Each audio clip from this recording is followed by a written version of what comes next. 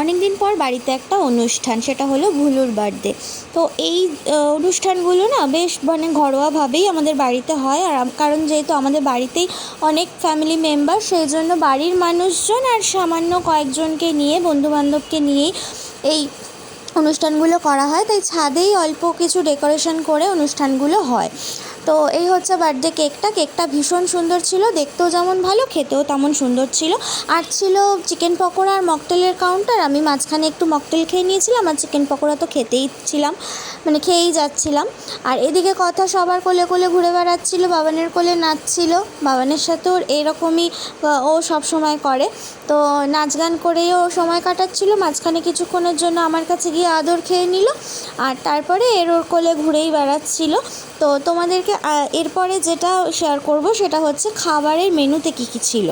তো ফার্স্টেই ছিল ডিমের ডেভিল, গ্রিন চাটনি আর স্যালাড। তারপরে ছিল রাধাবল্লভী আর চানা মশলা। তারপরে ছিল আলু বিরিয়ানি, চিকেন চাপ। আর লাস্টে মিষ্টিরও ব্যবস্থা ছিল, বাট ওটা আমি স্কিপ করে গেছি। তোমাদের ভালো লাগলে অবশ্যই চ্যানেলটা সাবস্ক্রাইব করে দিও। টাটা।